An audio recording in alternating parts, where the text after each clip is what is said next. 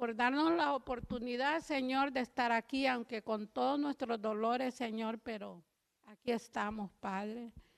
Le agradecemos, Señor, le agradecemos porque ha permitido que este día vengamos a su casa a oír palabras, Señor. Yo le pido y le ruego por aquellos hermanos que aún no han llegado, que usted les ayude a que encuentren un parqueo, que sea usted con los hermanos que no puedan venir hoy, quizás por algo están enfermos o alguna cosa, Señor. Sea usted con cada uno de ellos, Señor, pasándole su mano poderosa por esos dolores que tienen, cualquier cosa, necesidades. Que sea usted, Señor, el que le supla todas aquellas cosas conforme a sus riquezas en gloria en Cristo Jesús. Y así, Padre mío, venimos en esta tarde, Señor, nos vamos a preparar para escuchar el mensaje que trae nuestro pastor. Señor, que sea usted, Señor, abriéndonos esos oídos, Señor, y ese entendimiento, Señor, para salir de aquí renovados, Señor. Y así le pido, Padre Santo, por esas alabanzas que van a cantar nuestros hermanos, que van dirigidos hacia el cielo, Señor, hasta su santo trono, Señor, y que cantemos de verdad, Señor, con amor, Señor, hacia usted, porque usted es todo en nuestras vidas, usted es el que todo lo puede y todo lo sabe, Señor. Así es que le dejo este servicio en sus manos en esta tarde, Señor. Le pongo a mis hermanos, Señor, con esas alabanzas, que sea usted con ellos. En el nombre de Jesús, amén y amén.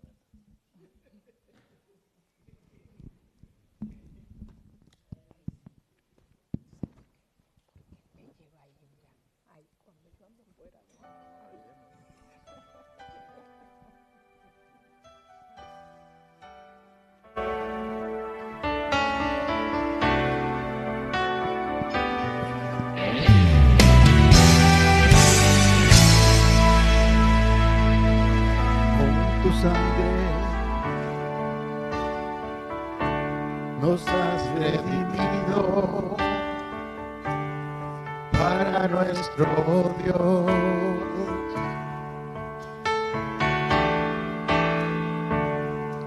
De todo linaje, pueblo, lengua y nación.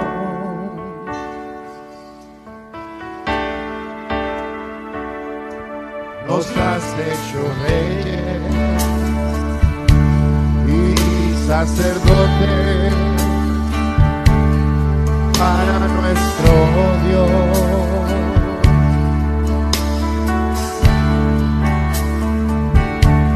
Y reinaremos sobre la tierra. Gloria al Cordero de Dios. Exalta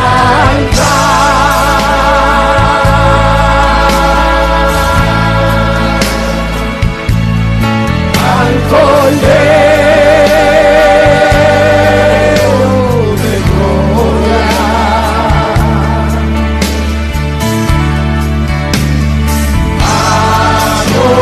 Adorar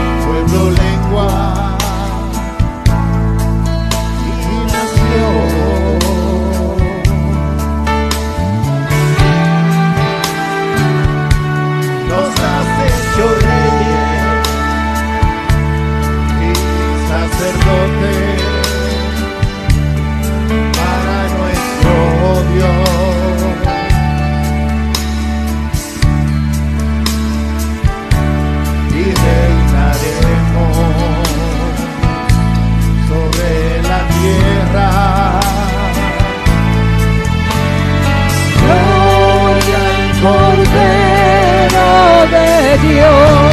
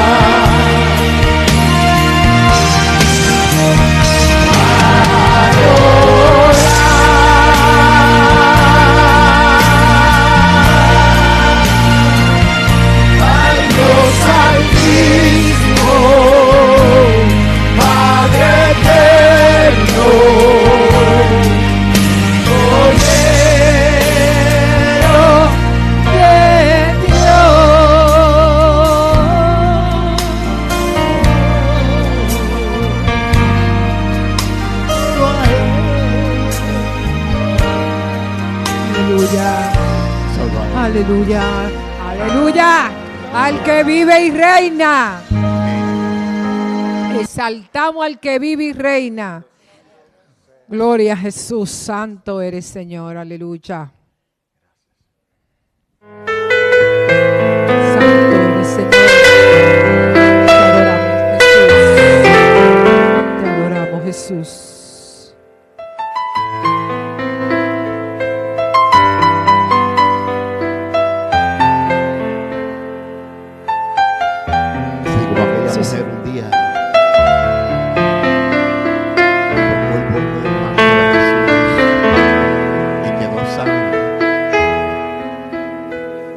Tan solo tocar el borde de su manto, si tan solo pudiera ver su rostro, si tan solo pudiera tocar sus manos, libre sería. Yo sé, sí, Dios, si tan solo tocar el borde de su manto, si tan solo pudiera oír su voz, si tan solo pudiera acercarme a él, sería. Yo sé, porque delante de ti solo soy alguien que necesita un toque del Maestro para ser liberado, porque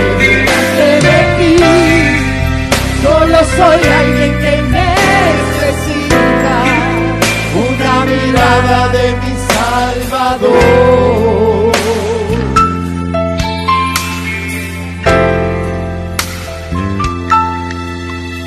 Si tan solo tocar el borde de su manto, Si tan solo, Señor, si tan solo pudiera ver su rostro, si tan solo pudiera tocar sus manos, libre sería. Yo sé, porque delante de ti solo soy alguien que necesita un toque del Maestro para ser liberado. Porque delante de ti solo soy alguien que necesita una mirada de mi Salvador.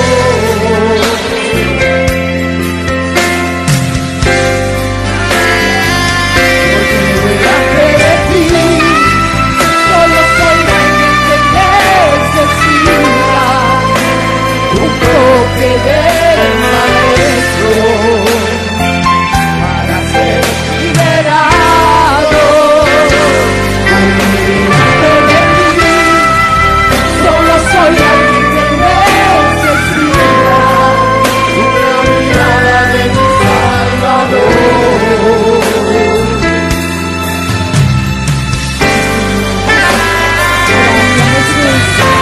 gracias, Señor, porque tú pusiste tu mirada en nosotros, Señor. Gracias, Señor.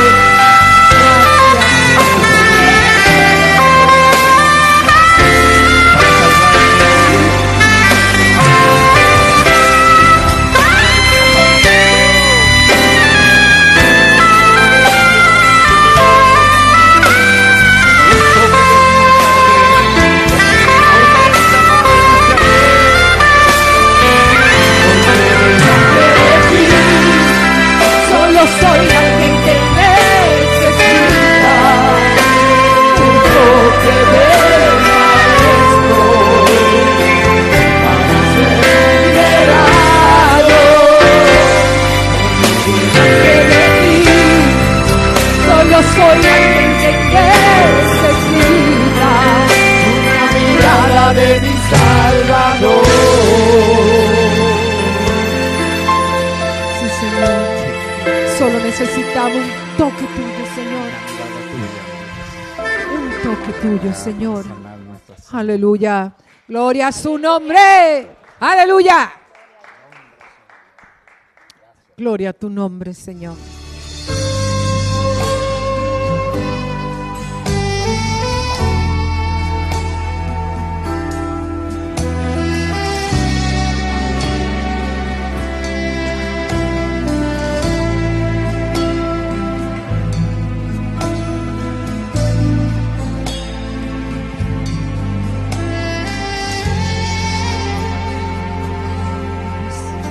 Decidiera negar mi fe y no confiar nunca más en Él, no tengo a dónde ir, no tengo a dónde ir.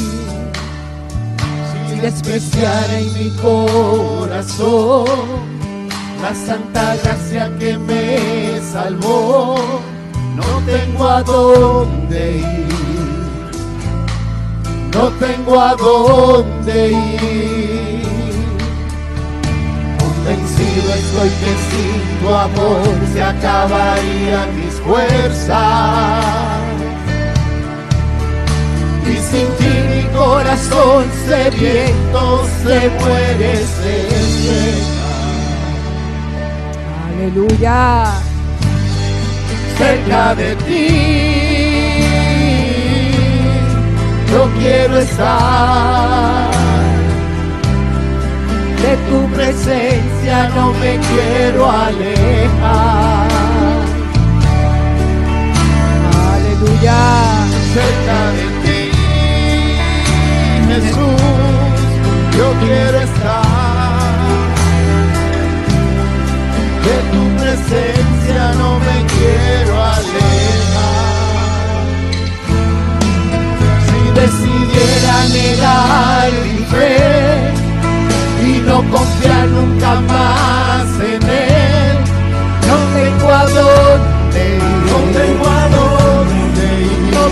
a dónde ir, y despreciar en mi corazón la santa gracia que me salvó. No tengo a dónde ir, no tengo a dónde ir, no tengo a dónde ir. Convencido estoy que sin tu amor se acabarían mis fuerzas, y sin ti mi corazón sediento se muere, se seca. Y te decimos, Señor, Cerca de ti, yo quiero estar. De tu presencia no me quiero alejar. aleluya, Cerca de ti, Jesús, yo quiero estar. De tu presencia no me quiero alejar. Convencido estoy que sin tu amor se acabarían mis fuerzas, y sin ti mi corazón sediento se muere, se seca. aleluya.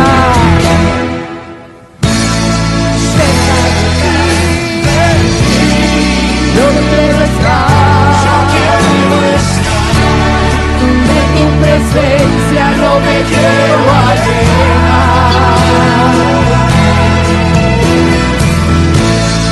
Cerca de ti, yo quiero estar, de tu presencia no me quiero alejar. Cerca de ti, Jesús, yo quiero estar, de tu presencia no me quiero alejar.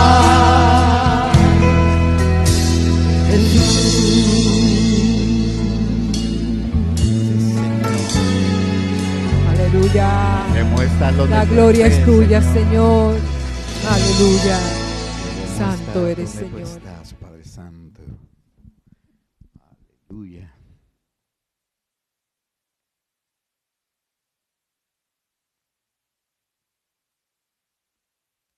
Seguimos, hermanos, delante de nuestro Padre Celestial. Seguimos delante de Él y no nos queremos alejar. La iglesia Union City no quiere estar retirada del Señor. Queremos estar con Él y en esta tarde vamos a seguir con el servicio. Está el alfolí ahí atrás, hermanos. De la manera que vamos a servir al Señor en esta tarde, con sus diezmos y ofrendas, y desde luego con como dice nuestro hermano, el plato fuerte que trae nuestro pastor. Así es que vamos a orar, hermanos, por el servicio que trae, por el sermón que trae nuestro pastor en esta tarde. Amado Padre y Señor de la gloria, le presentamos a nuestro pastor, Señor, que sea usted con él, Señor, que sea usted hablando por medio de él, Señor, que sea su palabra, Señor, el que nuestro pastor nos hable en esta tarde, Señor. Necesitamos escuchar, Señor, su palabra, necesitamos salir renovados de su casa en esta tarde, y le pido y le ruego, Señor, que sea usted con cada uno de nosotros, Señor, abriendo nuestro entendimiento y ayudándonos, Señor, a llevar esa palabra, Señor, tan así como nuestro pastor nos dice. Tenemos que vivirla también, Señor, no solo escucharla. Y así mismo, Padre, gracias por esta tarde, por los hermanos que están aquí, los que aún no han llegado, que sea usted, Señor, ayudándoles en todo momento. Señor, le pongo este servicio en sus manos en el nombre de Jesús. Amén y amén. Pastor.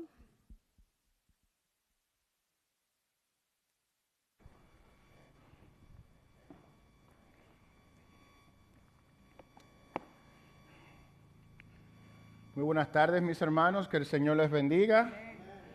Vamos a continuar hoy con nuestra serie predicando hoy el penúltimo sermón de nuestra serie del decreto eterno a la tumba vacía. Y posiblemente alguno de ustedes ya se dio cuenta de que cuando predicamos la entrada triunfal a Jerusalén, donde pavimentan la entrada del Rey Jesús en el asno, con las palmeras y todo lo demás, quizás algunos de ustedes dijeron, ¿y por qué el pastor no predicó eso hoy? Que hoy es el día de ¿cómo que le dicen? El domingo de Ramos, ¿qué le dicen?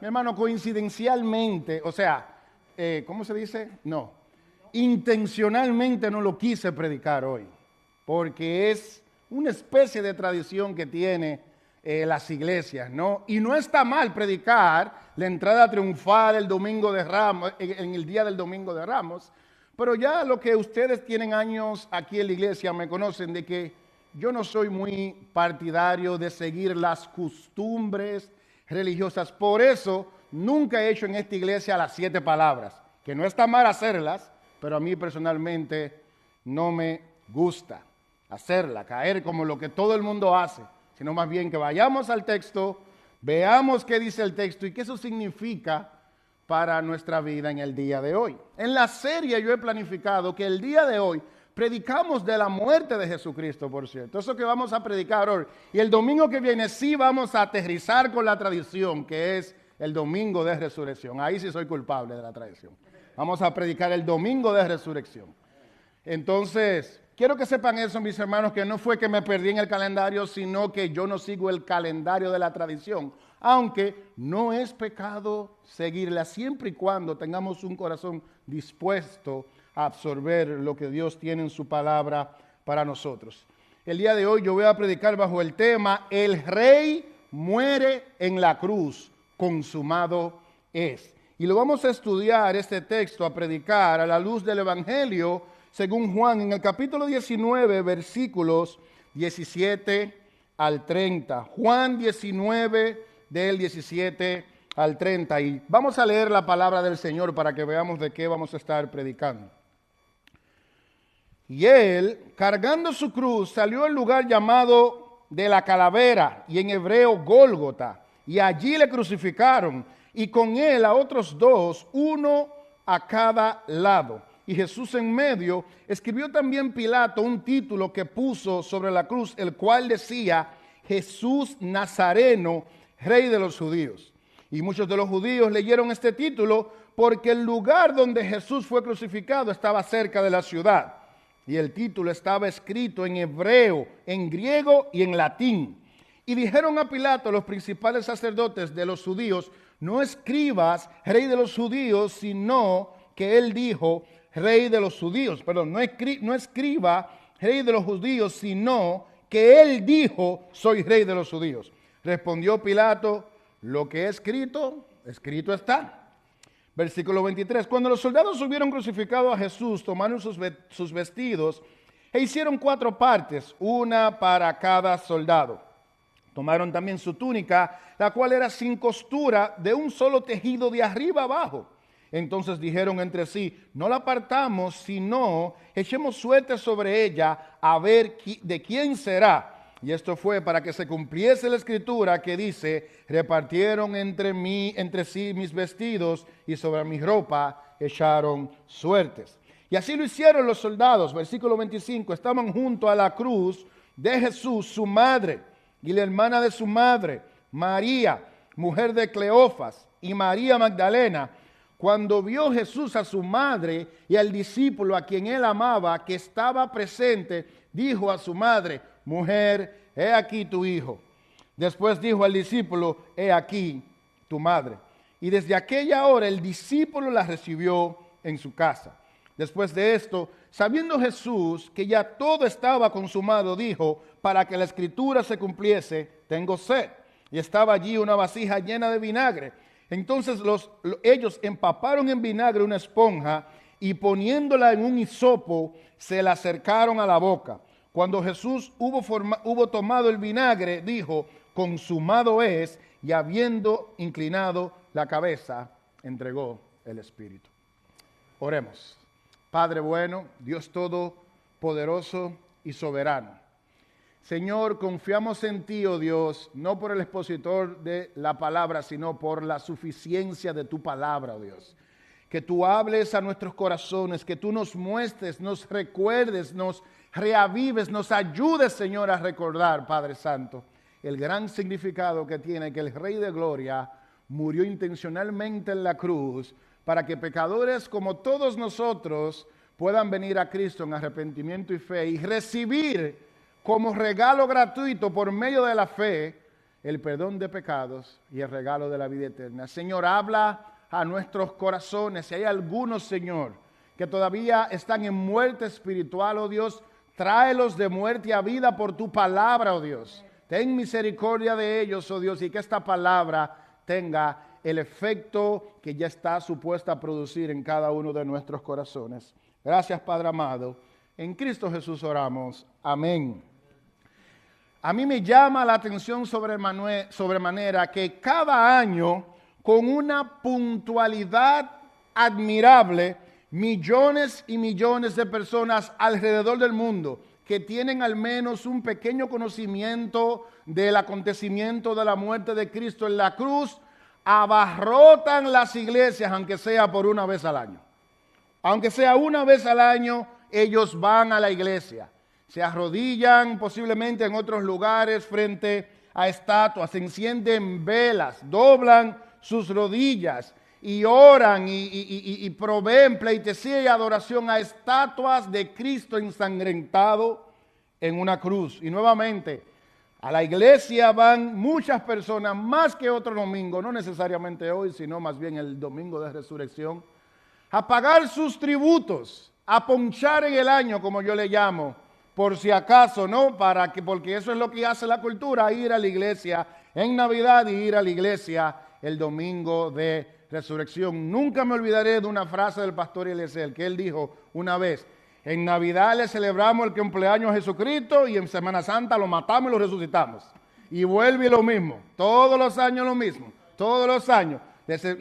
Happy birthday Jesus, y en Semana Santa lo matamos y lo resucitamos. Eso es lo que hacen. Y cuando él dice eso, no es la iglesia, sino mucha gente que culturalmente sigue esto en un aspecto religioso. Y es interesante porque todo el mundo parece estar de acuerdo en que algo muy importante ocurrió en la cruz hace más de 2000 años. Todo el mundo, sí, todo el mundo está de acuerdo. Algo ocurrió en la cruz. Sin embargo, y lo irónico de esto es que muchos, o los que por lo regular más religiosamente siguen todas y cada uno de los pasos que se hacen en estos servicios religiosos, conmemorando la crucifixión de nuestro Señor Jesucristo, son los que menos entienden por qué Él murió. Son los que menos lo entienden. Mientras más religiosos que celebran eso, menos entienden el significado de por qué el Hijo de Dios vino a este mundo para morir en una cruz. Y eso no es desde ahora, eso comenzó desde su muerte, mis hermanos, y está ocurriendo hasta el día de hoy. Personas presentes en su muerte en aquel entonces estuvieron ahí, pasaron, como dice el texto, por la ciudad viendo la cruz. El gentío vieron que algo era importante sin saber que estaban experimentando uno de los acontecimientos más importantes de toda la historia de la humanidad. Y aún en el día de hoy, muchos, en muchos lugares van a muchas iglesias o hacen muchas actividades. Ojo, no está mal ir a la iglesia, pareciendo que están de acuerdo con este evento que ocurrió hace más de 2000 años. Pero el asunto que hay, el máximo común denominador es que muchos de estos que siguen religiosamente cada fecha, ellos no están en totalmente desacuerdo el por qué Él vino al mundo para morir. Ellos lo celebran, pero lo rechazan. Y el texto que vamos a predicar ahora sobre la muerte de Cristo en la cruz nos va a mostrar, ya entrando en materia, para que sepamos, mis hermanos, que el Rey Jesús, Él no fue una víctima. Él no vino y las cosas no salieron bien y Él terminó muriendo. El Rey Jesús muriendo en una cruz no era un plan B, hermanos. Ese era el único plan de redención para salvar a una humanidad de su pecado. El Rey de Jesús dio su vida en la cruz para cumplir el plan de redención del Dios Trino. Así que más allá de una conmemoración, mis hermanos, este acto muestra y demanda de nosotros algo, que es lo que yo quiero que descubramos a la luz del texto que voy a estar predicando en esta tarde. Así que vayámonos de inmediato a la narración de Juan. Recordemos lo que ha sucedido antes, lo que predicamos la semana pasada. Jesús es llevado al pretorio, donde Pilato juzga a Jesús, lo cuestiona. No encuentran absolutamente nada. Este hombre es inocente, no hay nada por lo cual civilmente él pueda ser culpado. Juan capítulo 19, versículo 14 al 16 narra que luego más adelante Pilato tuvo una conversación con Jesús que yo no la toqué por cuestiones de tiempo en el sermón pasado. Y Pilato le dice a ellos después que sale nuevamente, aquí vuestro rey. Le está diciendo, este es el rey de ustedes, obviamente. Lo dice burlándose, pero los judíos, los religiosos gritaron, fuera, fuera, crucifíquenle. Crucifíquenle. Y Pilato le pregunta, ¿a vuestro rey? ¿He yo de crucificar? Le voy a crucificar a ustedes, vuestros reyes, y los principales sacerdotes, los religiosos, los que tenían la palabra, los que manejaban el sistema religioso, todos gritaron a una, no tenemos más rey que César. Y por eso Cristo fue entregado por Pilato para que él sea crucificado. Y este breve contexto nos prepara la primera escena del texto que Juan comienza narrando en el versículo 17, que Jesús iba cargando su cruz. Él iba rumbo a un lugar llamado La Calavera, que en hebreo es Gólgota, donde él fue crucificado con otros dos, siendo puesto Jesús en el centro de ellos. Y es importante, mis hermanos, que recordemos algo, ¿ok? La cruz no era simplemente un elemento de ejecución, era también un elemento de humillación pública. Jesús, clavado en una cruz, estaba siendo humillado públicamente. Pero si nos vamos al antiguo pacto, en Deuteronomio capítulo 21, 23, podemos ver, mis hermanos, que también era un elemento que significaba maldición. De hecho, el mismo Pablo, escribiendo a los Gálatas, citando Deuteronomio, dice, maldito todo el que muere colgado en un madero. De manera que recordemos, mis hermanos, la situación de Jesús. Jesús ha sido golpeado, ha sido escupido, ha sido humillado, está semidesnudo, está clavado, está siendo mostrado como una vergüenza y bíblicamente mostrado como una maldición. Todo eso está ocurriendo ahí. Y el condenado a la cruz estaba supuesto de cargar ese madero, cargarlo en sus espadas. Obviamente Juan no menciona algunos detalles que otros evangelios mencionan, y me quise quedar con Juan porque Juan va a la línea. Nuevamente, en la narración de la crucifixión de Cristo, no vamos a ver los horrores de la cruz. Juan no menciona eso. Y es interesante. Juan, siendo el único discípulo que está ahí conforme a su propio evangelio, él no menciona los horrores de la cruz, porque él quiere mostrar a un Cristo siendo exaltado en esa cruz, a un Cristo siendo glorificado en un elemento que se veía como maldición. Y está Cristo cargando la cruz en la ciudad ante los ojos de todos.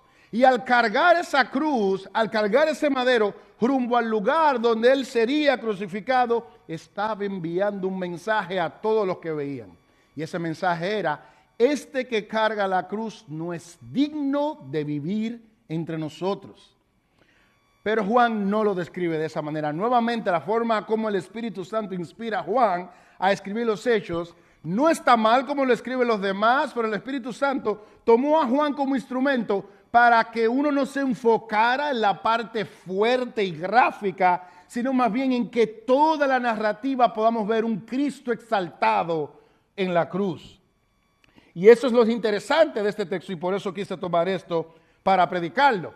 Y vemos esto en las alusiones que podemos comenzar a ver en la narrativa del apóstol Juan. y comenzamos a ver las conexiones, imágenes, alusiones y ecos que ellos comienzan a tomar vida de la manera que Juan lo estaba narrando. Como por ejemplo, Jesús iba cargando el madero hacia el lugar del sacrificio.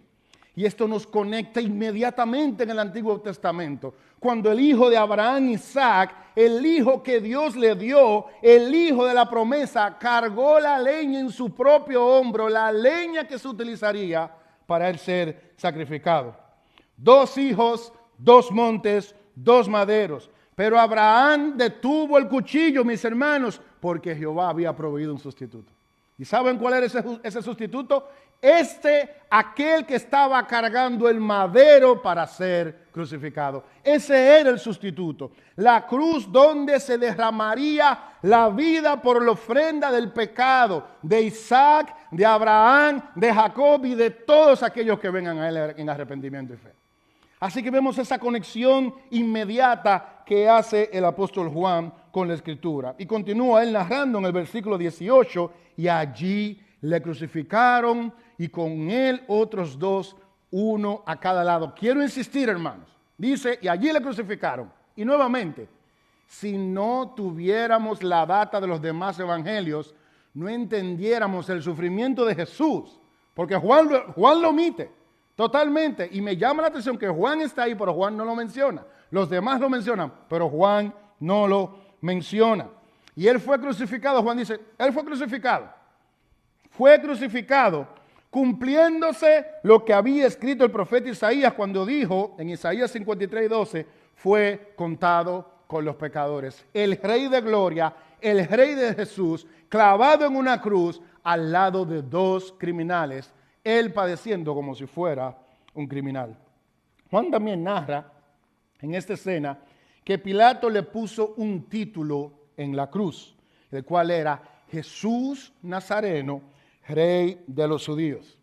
Algo que molestó a los principales sacerdotes. A ellos no les gustaron eso. Y los llevó a ellos a Pilato a decirle, no, quita eso. No queremos. Mejor pon que él se está autodenominando eso. Pero Pilato, obviamente, ya sea por intenciones políticas para burlarse, Pilato desistió, él no lo quitó y él dijo, lo que es Cristo está. Así se va a quedar. Ese es el Rey de los judíos. Cuando una persona iba a ser ejecutada, se hacía una especie de inscripción como esa. Se hacía un escrito declarando el crimen del por qué la persona iba a ser sacrificada. Posiblemente como un insulto nuevamente o sarcasmo, él pone Jesús Nazareno, porque la palabra Nazareno tiene que ver con mucha humildad, porque de Nazaret, qué bueno podía salir de ahí, como decía uno de sus discípulos al principio. Pero él pone este nombre con el propósito de avergonzar a Jesús, de humillar a Jesús para que sepan de dónde él salió. Y el segundo propósito era, en cierto modo, para enojar o burlarse de los sacerdotes judíos. Por eso le pone Jesús Nazareno, Rey de los judíos. Pero hay algo muy importante que Pilato está haciendo ahí, que él posiblemente lo tenía lo más lejos y que nunca él se dio cuenta. Al él poner este letrero, Jesús Nazareno, Rey de los judíos, narra Juan que lo escribió en 3 idiomas, hebreo, griego y latín. Y lo que Pilato no sabía, que de una manera totalmente inconsciente estaba dando a conocer la obra de Jesús más allá de lo que él pudiera imaginar. Y la pregunta es, ¿por qué? Porque el griego, el hebreo y el latín en ese momento eran los idiomas más importantes del mundo. El hebreo era el idioma de la religión, el griego el idioma de la cultura y la filosofía, y el latín era el idioma político, el idioma de las leyes, el idioma civil. De manera que, mis hermanos, cuando Cristo está en la cruz con esta inscripción, aún de una manera no intencional, estaba siendo proclamado Rey de los judíos dentro de las 3 esferas más importantes de la sociedad. Por eso mucha gente en ese tiempo conoció que Cristo fue crucificado. Aunque no entendían el porqué, por los 3 idiomas más importantes que se hizo esa inscripción, ellos supieron que él era el Rey de los judíos. Pero mis hermanos, en la cruz, a pesar y conforme del antiguo pacto, y a pesar de que esa cruz significaba maldición, al mismo tiempo, al Cristo ser clavado en esa cruz, estaba siendo entronado, hermanos. Y esa es la forma como Juan lo muestra. Él estaba siendo entronado. Y al tener esa inscripción en su cabeza, en el poste, él estaba siendo proclamado como rey por encima de todas las esferas de la existencia humana, y que ninguna de ellas quedaba fuera de su señorío. Por eso, aunque no de una manera religiosa, pero sí como un valor filosófico e histórico, muchos lugares donde posiblemente no hay cristianos conocen este evento tan importante. Desde el versículo 23 en adelante, Juan nos quita la atención del proceso de cargar la cruz y de su crucifixión, nos lleva ahora a mirar una escena al pie de la cruz. Una escena con dos tipos de personas en el mismo lugar al pie de la cruz. Por un lado, podemos apreciar en el texto que Juan habla de los soldados, que eran 4, que justo después de haber crucificado a Jesús, se están repartiendo las pertenencias, las ropas. Ellos, dice el texto, que tomaron sus vestidos e hicieron 4 partes. Ellos se repartieron entre sí lo que él tenía. Y eso era la costumbre, la ropa del ejecutado, los que se encargaban de crucificar a alguien, ellos podían adueñarse de la ropa que ellos tenían. Pero noten el texto algo muy importante. Jesús tenía una túnica, de manera que en vez de tener 4 piezas para 4 soldados, Jesús tenía 5 piezas, incluyendo una túnica. Y de acuerdo a la vestimenta de Jesús, teniendo esa túnica, dice el texto que esta túnica no estaba unida por costura, sino que era como una tela larga por completa. Y esto tiene un significado al sumo sacerdote que entraba al lugar santísimo. Y ellos deciden, para no cortarla, para que no se pierda, pues ellos rifarse quién se iba a quedar con esa túnica. Y por eso dice, cumpliéndose así lo que había escrito el salmista en Salmo 22, 18, repartieron entre sí mis vestidos y sobre mi ropa echaron suertes. En ese momento tan sencillo, vemos también el cumplimiento de la palabra de algo que había sido profetizado en el libro de los Salmos. Y ahí mismo, mis hermanos, junto al pie de la cruz, nuevamente, aquí están los soldados repartiéndose la ropa de Jesús, pero justo también frente a la cruz había otro grupo de personas. Mientras 4 soldados, indiferentes al dolor de una madre que su hijo iba a morir en una cruz, que su hijo había sido golpeado, crucificado y que estaba a punto de morir, ellos estaban cogiendo esa ropa. Por otro lado, había un grupo de creyentes de Jesús. Estaba la madre de Jesús, estaba el discípulo amado y otras Marías.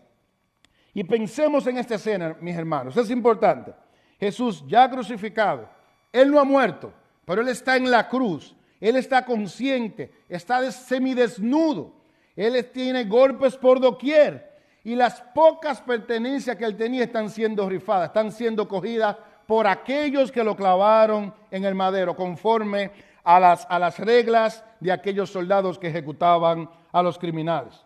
Imagine a María ver a su hijo en esa situación, ver los últimos la última ropa que tenía siendo tomada. Usted se imagina quizá que la mamá quieran que sea llevarse la túnica o algo. Ni eso pudo María, hermanos, ni eso, sino que con un corazón sin que le importara, esos hombres estaban cogiendo eso, y María y las otras María y el discípulo amado Juan estaban al pie de la cruz.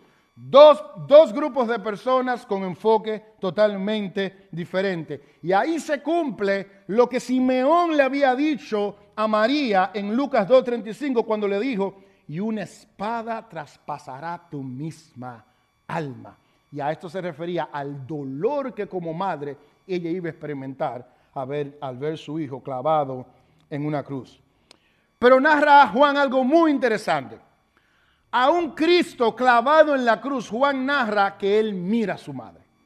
Él mira a su madre. Y dice que también mira al discípulo a quien él amaba, o sea, Juan. y le dice, mujer, he ahí tu hijo, refiriéndose a Juan. Y le dice a Juan, hijo, he ahí tu madre. Y lo que está haciendo Jesús aquí, a punto de morir, quiero que recuerden algo, mis hermanos. María posiblemente ya era viuda. Al principio de los evangelios vemos que los hermanos de Jesús no creían en él.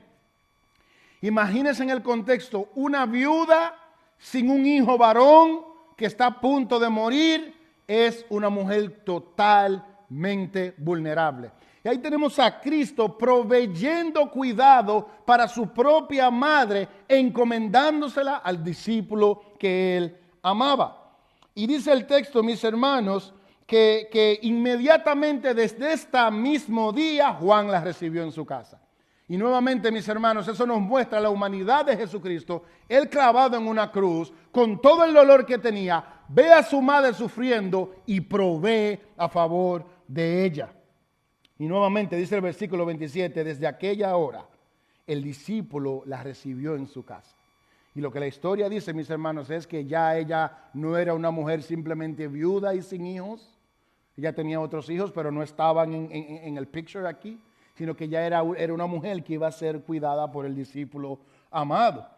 Pero algunos, de una manera teológica, entienden que en ese momento tan especial, en medio del sufrimiento, Jesús está dándole inicio o señalando a un nuevo tipo de familia, a una familia que no está definida por sangre, no es una familia que está definida por descendencia, sino más bien una familia que estaba definida por la fe en nuestro Señor Jesucristo. Por eso nuestro mismo Señor Jesucristo dijo en Mateo 15:50, porque todo aquel que hace la voluntad de mi Padre que está en los cielos, ese es mi hermano, mi hermana y mi madre. Jesús está diciendo, espiritualmente hablando, los que hacen la voluntad de Dios, esa es mi familia. Y el discípulo amado se encargó de María. Y es interesante, mis hermanos, nuevamente, y vamos más adelante, vamos a traer unas cuantas aplicaciones. Frente a la cruz hay dos grupos de personas. Un grupo que, indiferente al dolor de los seres queridos, estaban cogiendo los trapitos de Jesús.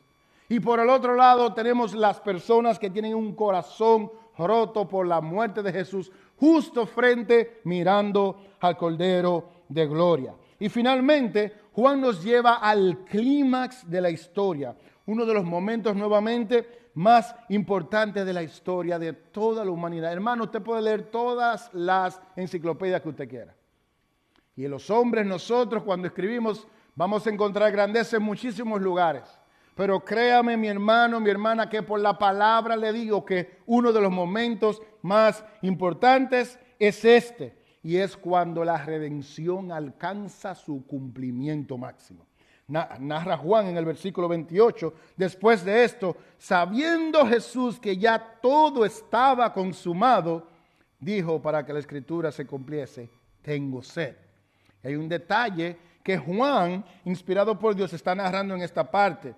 Y el detalle es que el proceso de la crucifixión, Jesús no era un moribundo que él estaba divariando, él no sabía dónde estaba. Él estaba en plena conciencia. Sabemos, mis hermanos, que personas que pueden estar sufriendo en un hospital, en ocasiones pueden perder la conciencia, ya sea inducido por los mismos médicos, o ya sea por la condición o el dolor, el cerebro tiene un shutdown y uno pierde totalmente conciencia. Ese no era el caso de Jesús. Jesús sabía y él dijo, tengo sed, para que se cumpliese lo que dice la Escritura. Mis hermanos, Jesús aquí ya estaba justo a punto de morir, pero nuevamente él estaba totalmente consciente. Él estaba en la plenitud de todos sus sentidos. Él sabía que ya todo estaba consumado. Él sabía por qué él estaba ahí, a dónde él iba y qué él iba a lograr después de su muerte. Y al él decir, tengo sed, lo hace para que se cumpla la Escritura. Ahora, es importante que entendamos algo. Jesús no dice, tengo sed para que simplemente se cumpla la Escritura. Él dice, tengo sed, porque Jesús había perdido muchos fluidos de tanto golpe, de tanto sudar, de tanto cargar esa cruz y de tanto sangrar. pues obviamente es normal que alguien se deshidrate. Por eso él tenía sed. Pero esta escena había sido totalmente profetizada. Y por eso en el momento de la cruz vemos el cumplimiento conforme al Salmo 69, 21, cuando él dice, en mi sed me dieron a beber vinagre. Y eso es lo que vemos en el versículo 29. Dice Juan, estaba allí una vasija llena de vinagre. Entonces ellos empaparon en vinagre a una esponja y poniéndole un hisopo se le acercaron a la boca. Y la idea, mis hermanos, de Juan registrar estos datos es para que nosotros veamos que el sufrimiento de Jesús fue real. Créanme, mis hermanos, yo creo que nadie cree eso ahí, pero usted no se imagina las imágenes que hay allá afuera. Hay personas que dicen que Jesús es Dios, es cierto, pero él estaba en la cruz como una especie de imagen, él no sentía nada. Él era como un fantasma, él era como una cosa, él era como un cuerpo que estaba vivo, pero él no sentía dolor. No, mis hermanos, los horrores de la cruz fueron verdad. Él sintió dolor, él era un humano completamente, aún siendo Dios despojado de su gloria voluntariamente. Y por eso vemos que él normalmente, un cuerpo que ha pasado por todo eso, él pide agua. Y estos detalles tan sencillos, mis hermanos, es para mostrarlo la humanidad de Jesucristo. Esta esponja, que no era necesariamente una esponja como la que conocemos hoy, con vinagre, que tampoco era necesariamente un vinagre, más bien una bebida así como acídica, no se trataba de una especie de alivio que él se le estaba dando. Al él decir que yo tengo sed, él no quería ser aliviado, es simplemente como un quebranto que sale de él por la forma como él se sentía. Y nuevamente, básicamente, estamos viendo estos detalles para que veamos la escritura cumplida. Por eso Juan tiene todos esos datos en su narración de los evangelios, para que veamos que cada detalle de lo que ocurrió había sido no solamente profetizado, sino también cumplido.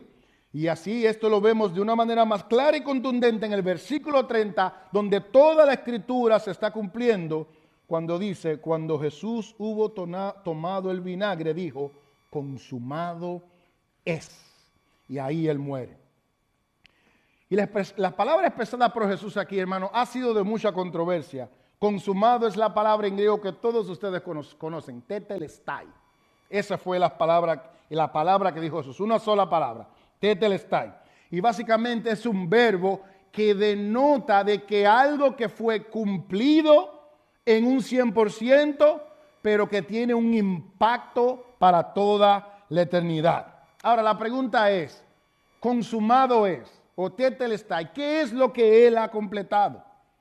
¿Qué Jesús tiene en mente cuando él dice, consumado es? Bueno, mis hermanos, Jesús está diciendo, aquí y ahora ha sido completada la obra que el Dios el Padre me ha encomendado antes de la fundación del mundo para salvar a pecadores. Eso es lo que significa. Aquí se ha completado el plan de redención. Pero hay muchas cosas más que está diciendo, porque hay muchas cosas del antiguo pacto que inmediatamente él dice, tetelestai, son abolidas inmediatamente. Como por ejemplo, el sistema de mediación sacerdotal que Aarón inauguró en Deuteronomio y que nunca pudo ofrecer un sacrificio permanente, queda totalmente abolido. Los pecados que no podían ser removidos, mis hermanos, de una manera definitiva por ese sistema sacrificial, totalmente esas prácticas ahí quedaron abolidas. Las profecías de Isaías del siervo justo, sufriente, que sufriría para traer perdón para Jerusalén y para todo el pueblo. Mis hermanos, todo esto fue cumplido. Los salmos de David que hablaban, que profetizaban de que un justo sufriría y que sería vindicado. Esa profecía ahí fueron cumplidas. Mis hermanos, ahí fue totalmente completado lo que Jehová, el Dios de los cielos, cargó toda su ira sobre él para que tú y yo y todos los que vengamos a Cristo en arrepentimiento y fe no seamos condenados, sino más bien que seamos perdonados. Eso fue cumplido cuando él dijo, tetelestai, consumado es. Mis hermanos, consumado es significa que la deuda fue paga. Completamente, hermanos. Créame, mi hermano, que de este lado de la eternidad, ni usted ni yo nunca vamos a entender cuán grande era esa deuda. Una deuda infinitamente eterna. Por eso tuvo que derramar la sangre un ser infinitamente puro, limpio y santo. Mis hermanos, la culpa de un mundo pecador que venga a Cristo en arrepentimiento fue absolutamente en un 100% fue transferida. Totalmente, mis hermanos. Y la ira justa de Dios, toda, fue totalmente absorbida por ese momento tan grande que ocurrió ahí. Mis hermanos, la deuda del pecado fue pagada. Toda, en ese solo sacrificio. Mis hermanos, algo que muchas veces no entendemos y vivimos ciertas vidas cargadas, pecados del pasado, presente y futuro, de todo aquel que vino a Cristo en arrepentimiento, ahí fue pagado en la cruz, hermano. Todos y cada uno de los pecados, no parcialmente, no provisionalmente, sino completamente y para siempre. Pecados que tú y yo sabemos que hicimos y pecados que nosotros ni sabemos que cometidos. Todos fueron pagados en la cruz, mis hermanos. Todos. Y eso lo podemos ver claramente en lo que continúa narrando Juan. En la manera como todo estaba planificado por Dios para que sea de esta manera. Y dice, y habiendo inclinado la cabeza, entregó el Espíritu. Él entregó el Espíritu. O sea, cuando dijo consumado es, inclinó la cabeza y entregó el Espíritu. Mis hermanos, esta es una forma muy interesante de mostrar la muerte de Cristo en la cruz. Decir que Cristo inclinó la cabeza y entregó el Espíritu no es una forma poética como podemos ver en los Salmos. No es una forma distintiva del apóstol Juan, sino más bien que en el griego es una frase, mis hermanos, que se utiliza para que entendamos que alguien fue y entregó algo. No fue que a alguien se le quitó, no fue que a alguien se apagó, no fue que un alma se escapó como nosotros cuando nos morimos, sino que alguien va y voluntariamente deposite algo. Mis hermanos, la idea es que Cristo sí, Él murió literalmente. Eso no se discute. El cuerpo de Cristo murió, pero no fue vencido por la muerte. El cuerpo de Cristo no experimentó un desplome, más bien el que Él entregó Él mismo su espíritu, como lo dice la palabra. De hecho, Él mismo lo había dicho en Juan capítulo 10, versículo 18. Nadie me la quita, sino que yo de mí mismo la pongo. Tengo poder para ponerla y tengo poder para volverla a tomar. Ese mandamiento recibí de mi Padre. Mis hermanos, podemos ver en el libro de los Hechos y en los Evangelios una manera de comunicación donde sí, Cristo fue muerto en una cruz. Ustedes los crucificaron. Ciertamente Cristo fue crucificado en una cruz, pero Él fue el que dio su vida. Él dio su vida. Nadie se la quitó. Nuevamente el texto dice, yo de mí mismo la pongo. Yo tengo ese poder. Como Él es Dios, yo tengo el poder para ponerla y para volverla a tomar. Nadie puede hacer eso, mis hermanos, solo Cristo. Y Jesús muere porque Él decide morir. Jesús no muere cuando viene y sucede algo en específico.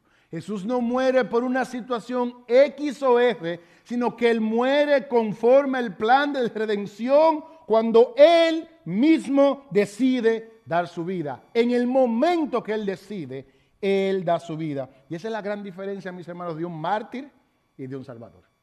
El mártir muere cuando le toca morir. El mártir no puede hacer nada, simplemente morir y ya. Pero el Salvador no. El Salvador dio su vida en el momento que Él quiso dar su vida. Nuevamente, mis hermanos, estamos muy acostumbrados a ver la corona de espinas clavada en la cabeza. Estamos acostumbrados a ver los clavos. Estamos acostumbrados a ver todo eso y es bíblico. Está en la palabra de Dios. Pero quise quedarme con la narración de Juan, porque nos enfoca en ese Cristo que iba caminando directamente a la cruz de una manera intencional para Él dar su propia vida. Mis hermanos, el Rey Jesús entregó su vida para cumplir con un plan. No fue que el plan del diablo era que lo mataran. No, hermanos, no se cree esa barrabasada. Hay mucha gente que piensa en eso, Cristo fue voluntariamente a dar su vida para que muchos creyendo en Él puedan obtener vida eterna.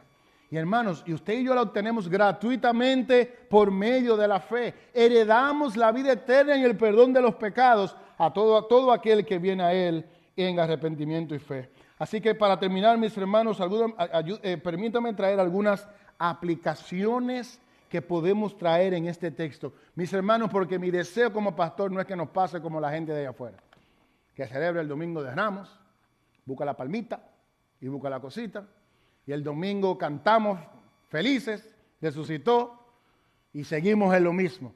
Hermanos, esto nos habla a nuestras vidas y demanda algo a nuestras vidas. Y lo primero que yo quiero traer es que el texto nos demanda, y que hemos estado viendo eso en toda esta serie, y es que podemos llamar a Jesús el Rey sin que Él sea nuestro Rey. Y eso lo hemos visto en todos los sermones que hemos estado predicando. Podemos llamar a Jesús Rey. Él es el Rey, Él es el Rey de mi vida. Lo cantamos, lo gozamos, y posiblemente Él no sea nuestro Rey. Tanto como vimos la semana pasada, hermanos. Y para darle un poquito del domingo de Ramos. En la entrada triunfal, hermanos, recordemos, yo prediqué sobre eso. Se quitaron las túnicas, la pusieron como alfombra, despejaron todas las matas de las palmas para ponerla en el suelo. Hicieron declaraciones mesiánicas bíblicas a favor de Jesús. Y esos mismos más adelante dijeron, crucifíquenle, crucifíquenle. Los recibieron como rey, los recibieron como salvador, pero no salvador de sus pecados, sino salvador del gobierno político de Roma. Por eso es, mis hermanos, que es importante que en textos como estos confrontemos nuestros corazones y nos preguntemos, ¿es el Señor Jesucristo nuestro Rey conforme a la palabra de Dios? Nuevamente podemos proclamarle que Él es el Rey de gloria sin creer que lo sea. Un ejemplo, mis hermanos, es el mismo Pilato.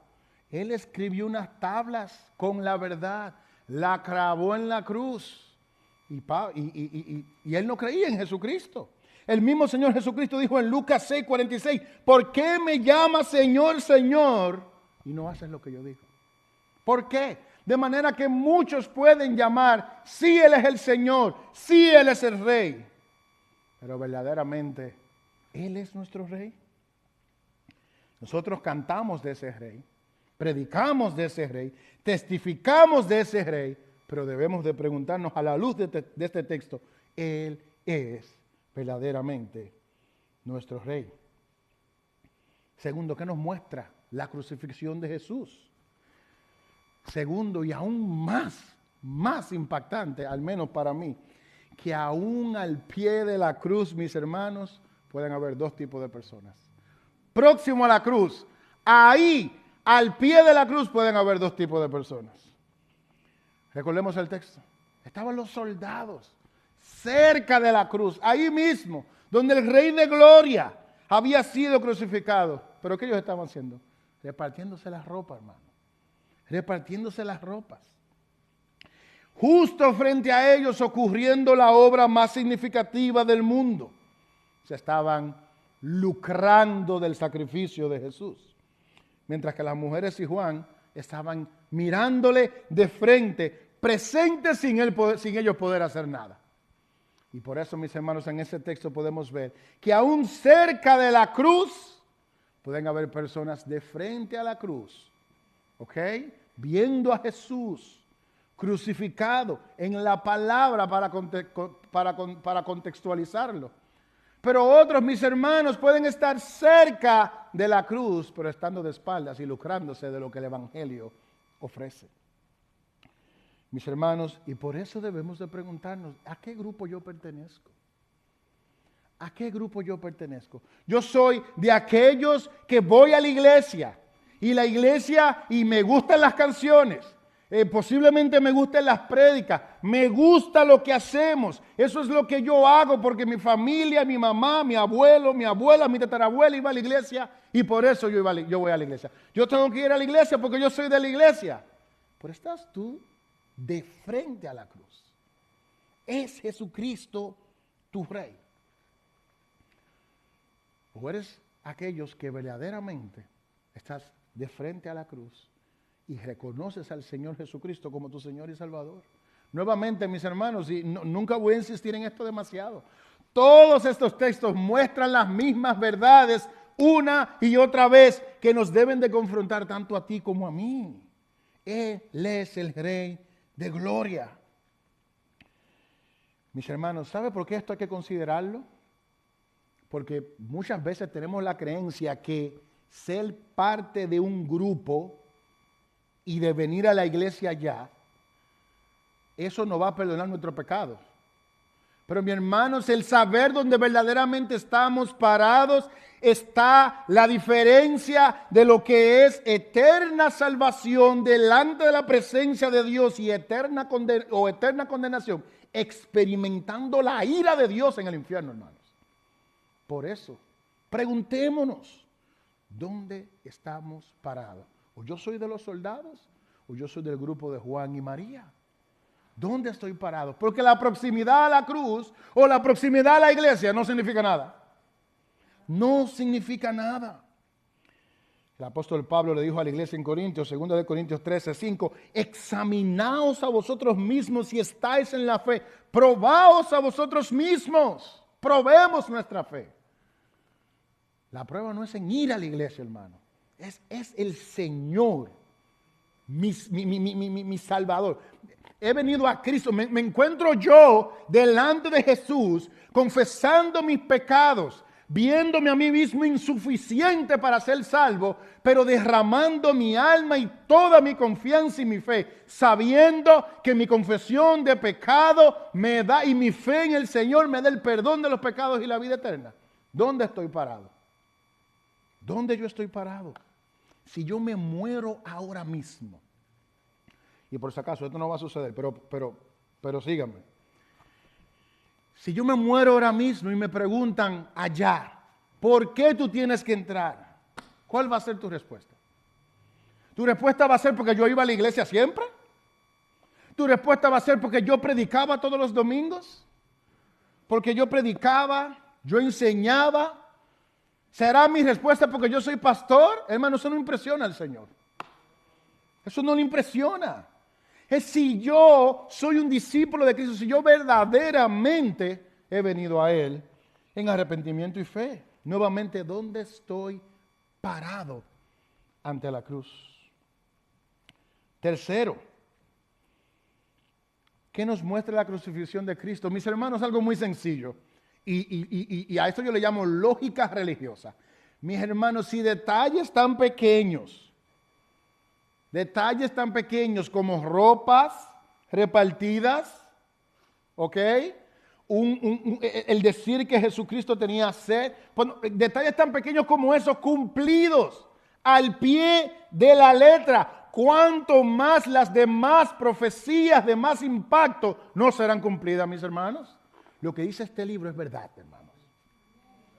Y si se profetizó que él iba a dar sed y le dio sed, y si profetizó que sus ropas serían repartidas, y si las ropas se repartieron, mis hermanos, el resto que está aquí por cumplirse se va a cumplir. Gloria a Dios. Se va a cumplir, hermanos. Aleluya. Todo se cumplirá conforme a la palabra. Finalmente, ¿qué muestra la crucifixión de Cristo? A la luz de esta palabra, tetelestai, la obediencia que salva ya ocurrió. La obediencia que salva nuevamente ya ocurrió. Y digo esto, hermano, con todo el respeto. Desafortunadamente, el pueblo de Dios, y muchas veces es confusión, sucede. Hemos estado ahí todos. Hay un pensamiento que nuestra aceptación de Dios, el hecho de que Dios nos acepte está dependiendo de la obediencia tuya y mía. O sea, en otras palabras, mi obediencia es lo que me da mi salvación. Y eso no es correcto, hermano. No es correcto. Si tu obediencia y mi obediencia es lo que nos diera salvación, estamos fritos, hermano. frito. Frito. Mis hermanos, la palabra de hecho, precisamente, consumado es, nos está diciendo precisamente, mis hermanos, que la obediencia perfecta que Dios demanda para salvación fue cumplida por Cristo en la cruz. Fue cumplida por Cristo. El que tenía que obedecer perfectamente fue Jesucristo y Él lo hizo. Por ti y por mí. Él lo hizo. Efesios 2 del 8 al 9. Porque por gracia sois salvos por medio de la fe. Y esto no es de vosotros, pues es un don de Dios, es un regalo de Dios. No por obras para que nadie se gloríe. Sí, mis hermanos, la obediencia es importante. El glorioso evangelio lo que nos manda para ser salvos es arrepentirnos y creer en Jesús. No es tener una obediencia perfecta, porque Cristo la hizo. El evangelio demanda arrepentimiento y fe. Nos llama a arrepentirnos de nuestros pecados. Nos llama a reconocer que nuestro caminar en el mundo conforme a la palabra de Dios es equivocado. Nos manda que entendamos que somos pecadores, merecedores del infierno y que si no fuera por la gracia de Dios estuviéramos perdidos, mis hermanos. Eso es lo que demanda. Y que no importa el pecado que tú hayas hecho. Y eso es lo lindo del evangelio. Mira, no importa quién tú hayas sido en el pasado. No importa el crimen. Mira, imagínate el peor de los crímenes. Imagínatelo ahora en tu mente. El Señor te perdona si tú te arrepientes y pones tu fe en Él. Él te perdona. No importa el pecado, hermano. Eso es lo glorioso del evangelio. Eso es lo glorioso. No que yo predique aquí. No que tú esto. No. Simplemente que te arrepientas. Que te arrepientas de tus pecados. Que tú reconozcas que Él es Dios y que Él es Salvador. Y obviamente al ser transformados por Dios, la obediencia viene como un fruto de que verdaderamente creemos. Porque no es que la obediencia no se necesite, la obediencia está ahí, pero como un fruto, no como un requerimiento, mis hermanos. Porque eso sería religiosidad. Nadie sería salvo si fuera por obediencia. Lo que demanda el Señor en su palabra es arrepentimiento y fe. Así que, mis hermanos, para terminar, al mirar la cruz, no solo recordamos que Él murió, para que celebremos, para que cantemos, y debemos de celebrar, o mejor dicho, para quizás no suene extraño, conmemorar su muerte. Debemos de hacerlo, mis hermanos. Pero debemos, mis hermanos, a la luz de textos como estos, reconocer que Jesús vino a este mundo y de una manera voluntaria. Él entregó su vida, Él cumplió perfectamente cada palabra de Dios completamente. Él terminó la obra que salva, hermanos. Y lo único que tú y yo tenemos que hacer, la única respuesta, es someternos, rendirnos al reinado de Jesús, arrepentirnos de nuestros pecados y poner nuestra fe en Él. Eso es lo único que Él demanda, hermano. Es simple. Arrepentimiento y fe. Acompáñenme a orar. Padre bueno, Dios Todopoderoso, Señor. Padre, gracias. Gracias, Señor, porque nuestra iniquidad, por más oscura, por más asquerosa que haya podido ser para ti, ha sido paga en la cruz de todos aquellos que han venido a Cristo en arrepentimiento y fe, oh Dios. Gracias, Señor, por perdonar nuestros pecados. Gracias, Señor, por enviar tu Hijo a la cruz, a morir por nosotros. Gracias, Señor, porque de tal manera tú amaste el mundo que enviaste a tu Hijo unigénito para que todo aquel que en Él cree no se pierda, mas tenga vida eterna. Padre amado, en días como estos, Señor, líbranos, oh Dios, de ser religiosos. Más bien, día tras día, haznos consciente de nuestra realidad pecaminosa para que simplemente y diariamente corramos a tu trono, mi Dios, para recibir el oportuno socorro en Cristo Jesús. Señor, ayúdanos a recordar que así como nosotros, por medio de la fe, hemos sido perdonados. Cualquier persona, aún aquel que nos ha hecho la mayor de las ofensas, también puede ser perdonado por pura gracia, oh Dios. Padre, ayúdanos a ser humildes y a reconocer que no somos merecedores de tu gracia, de tu favor y de tu perdón, sino fue que más bien por pura gracia y misericordia tuya, oh Dios, que al enviar a tu Hijo Jesucristo, recibir el Evangelio, el ser regenerados en nuestros corazones, nos ayudó a ver nuestro pecado y a venir a ti en arrepentimiento y fe, oh Dios. Padre, ayúdanos a ser sensibles, oh Dios, aún aquellos religiosos que año tras año, a pesar de que niegan el reinado de tu Hijo Jesucristo, ellos celebran religiosamente todo esto. Padre, danos la oportunidad, danos la sabiduría, danos las palabras, oh Dios, de acercarnos, Señor, conforme a tus misericordias y conforme a tus planes eternos, a predicar el verdadero evangelio de la cruz para que ellos te puedan conocer, oh Dios. Ayúdanos, Señor, a ser efectivos en la predicación de tu evangelio. Que no tengamos temor, oh Dios, que verdaderamente lo prediquemos y que lo creamos, oh Dios. Padre, que tu iglesia entienda, Señor, que aquí el único grande es Cristo. Y que todos somos, Señor, todos somos, Padre amado, inmerecedores de tu gracia, de tu favor y de tu perdón. Y eso lo vemos en el hecho de que Cristo murió en la cruz. Señor, llénanos de asombro para glorificar al nombre de Cristo donde sea que vayamos. Y que verdaderamente, Señor, demostremos que Jesucristo es nuestro Rey, no solamente en la forma que predicamos, que cantamos, sino en la forma en la que vivimos en nuestros hogares, en nuestro trabajo, en la sociedad. Oh Dios, ayúdanos a hacer luz en medio de las tinieblas, Padre Santo. Sobre todo, oh Dios, así como Cristo, Señor, clamó, sollozó, Señor, por los pecadores. Pon en nosotros ese deseo, Dios, por aquellos que aún no te conocen, para que le prediquemos el Evangelio, Dios, y ellos puedan escuchar la verdad de tu palabra, y por tu gracia ellos puedan ser alcanzados y salvos.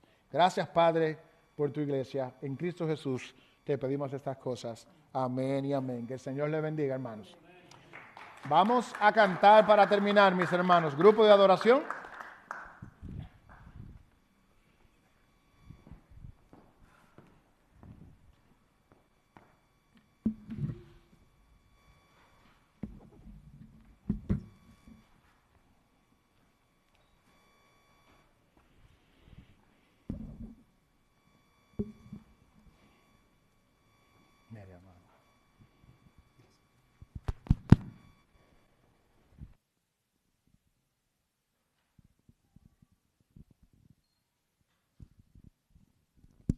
Gloria a Dios.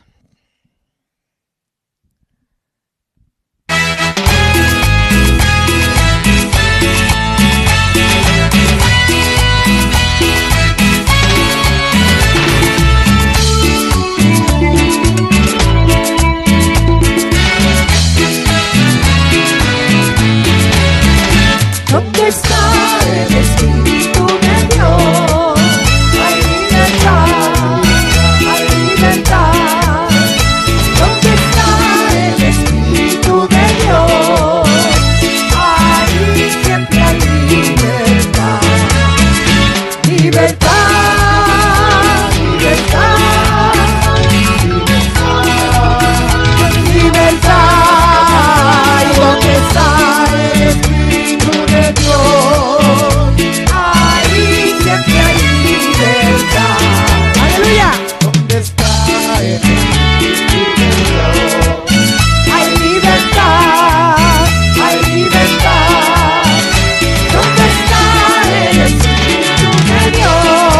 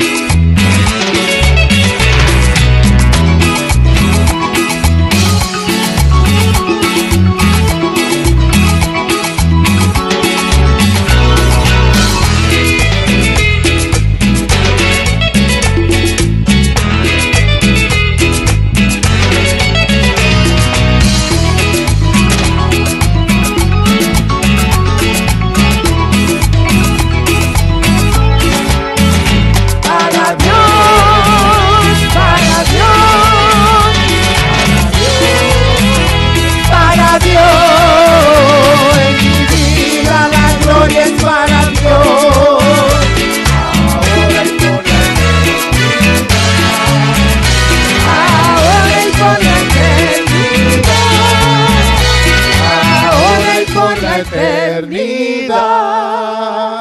Aleluya. Aleluya. Aleluya. Vamos a orar, hermanos.